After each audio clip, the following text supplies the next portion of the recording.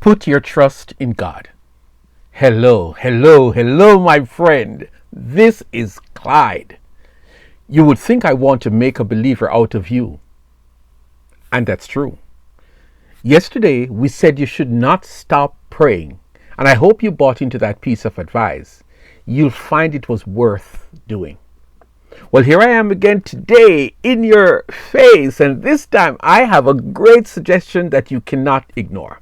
Let me cut through the chase and throw the big message at you. But please indulge me for a moment while I share with you a few, not many, just a few Bible verses that tell my story. Trust in the Lord with all your heart and lean not on your own understanding. In all your ways submit to him, and he will make your paths straight. Proverbs 3 verses 5 and 6. It is better to trust in the Lord than to put confidence in man. It is better to trust in the Lord than to put confidence in princes. Psalm 118 verses 8 and 9. Whenever I am afraid, I will trust in you. In God, I will praise his word. In God, I have put my trust. I will not fear what can flesh do to me.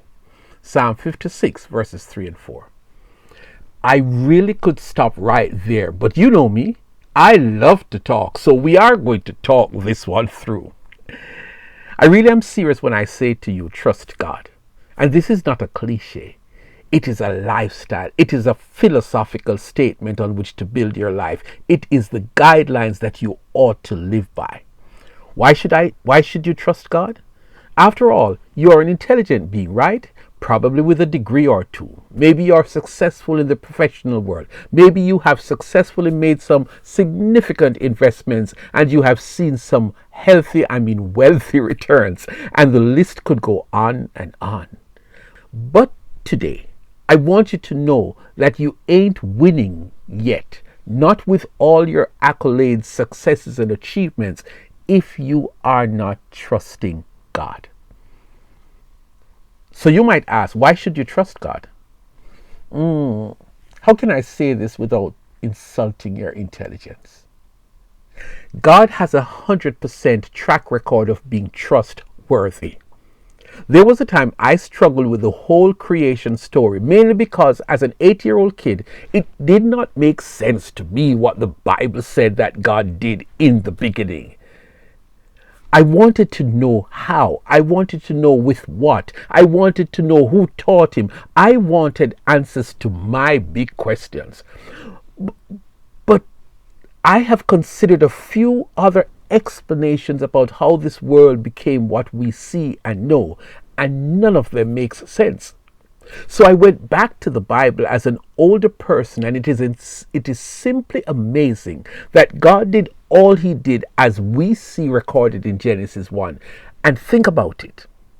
The earth has never malfunctioned that God had to stop it for a major repair job. He created it, my friend, and he did a very good job.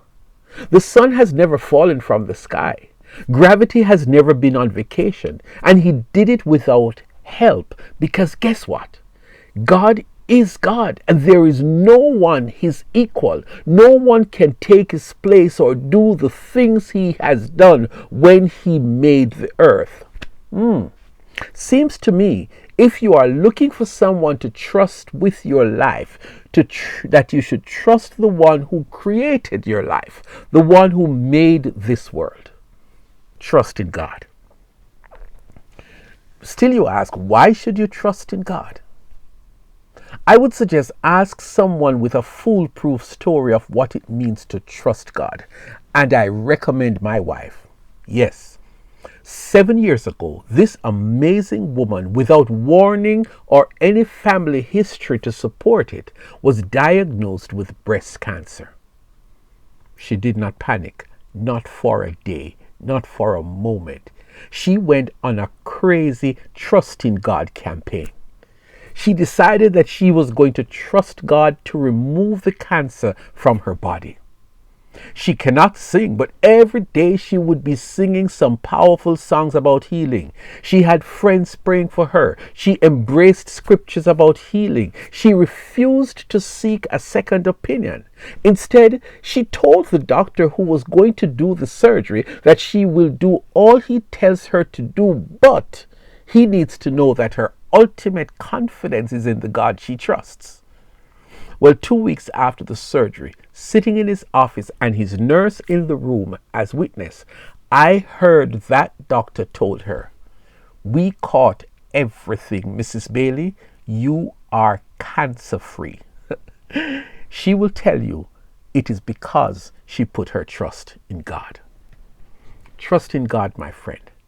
There was a time that my dad would not go to church. He would not pray. He was a man who trusted in his own knowledge and wisdom. And he was a smart man. He would not make a song and dance over it, but that was the way he lived his life. Until one night, a friend of his managed to get him to attend a gospel crusade. And that night, my father gave his heart to God. The man I saw after that night until he died was a man who lived his life based on his trust in God. His faith in God was the star that guided him for the rest of his adult life. He lived by trusting in God. I've faced some challenges in my life myself, and I took this age-old advice to trust in God. And for every time that I have consciously declared my trust in God, He has come true for me. I am the testimony of what it means to trust God. He never fails. Can I say that again? He never fails. He is what the Bible says of Him, that if you trust Him, He will direct your life, and not just a little part of it, but all of your life. I think I've said enough. This year is shaping up to be a combination of challenges, turmoils, tough times, disasters, hard experiences.